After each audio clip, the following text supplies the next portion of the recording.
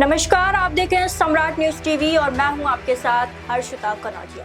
लखनऊ के महानगर इलाके से एक ऐसी सनसनीखेज वारदात सामने आई जिसने रिश्तों की मर्यादा, भरोसे और इंसानियत तीनों को झकझोर कर रख दिया है। ये कहानी है एक ऐसे खूनी इश्क की जिसमें प्यार के नाम पर एक बहू ने अपनी ही सास को बेरहमी से हत्या कर दी। 36 वर्ष रंजना वर्मा ने अपने 21 साल के प्रेमी राजन शर्मा के साथ मिलकर अपनी 69 वर्षीय सास निर्मला देवी को मौत के घाट उतार दिया। पुलिस जांच में जो खुलासे हुए हैं वो न सिर्फ हैरान करने वाले हैं बल्कि ये भी दिखाते हैं कि कैसे एक अवैध रिश्ता धीरे धीरे एक खौफनाक साजिश में बदल गया। पुलिस के मुताबिक इस वारदात को बेहद सुनियोजित तरीके से अंजाम दिया गया। घटना वाले दिन जब घर में बाकी सदस्य बाहर थे तब रंजना ने अपने प्रेमी को घर बुलाया। पहले घर के अंदर लगे सीसीटीवी कैमरों को बंद किया गया ताकि किसी को शक न हो। इसके बाद दोनों ने मिलकर सास निर्मला देवी को काबू में किया, उनके हाथ पैर रस्सी से बांधे और फिर गला दबाकर उनकी हत्या कर दी। हत्या के बाद दोनों ने घर में लूटपाट जैसा माहौल बनाने की कोशिश की ताकि ये मामला एक साधारण आपराधिक घटना लगे और शक बाहर के लोगों पर जाए। लेकिन अपराध कितना भी शातिर क्यों ना हो, कोई ना कोई सुराग जरूर छूट जाता है। इस मामले में भी ऐसा ही हुआ। पुलिस ने सबसे बड़ा सुराग घर का सीसीटीवी सिस्टम देखा। वारदात के समय दोपहर 2 बजे से शाम 4 बजे तक कैमरा बंद पाया गया, जिसने पुलिस का ध्यान सीधे घर के अंदर रहने वालों की ओर खींचा। बाहर लगे कैमरों के फुटेज में रंजना को उसके प्रेमी के साथ घर से निकलते हुए देखा गया।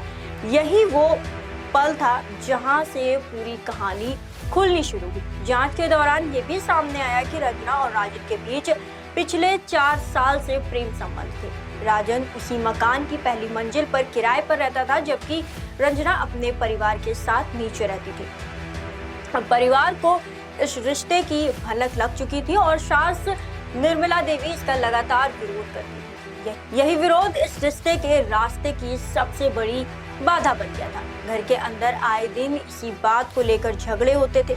परिवार के अन्य सदस्यों ने भी इस रिश्ते पर आपत्ति जताई थी, लेकिन रंजना इस रिश्ते को छोड़ने को तैयार नहीं थी। धीरे धीरे ये विवाद इतना बढ़ गया कि उसने अपनी ही सास को रास्ते से हटाने की ठान ली और फिर रच दी एक खौफनाक कहानी।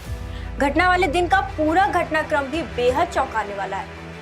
रंजना का पति नौकरी पर गया था और बेटा डिलीवरी के काम से बाहर गया था। घर में सिर्फ रंजना, उसकी 1.5 साल की बेटी और सास मौजूद थी। इस मौके का फायदा उठाकर इस हत्या को अंजाम दिया गया।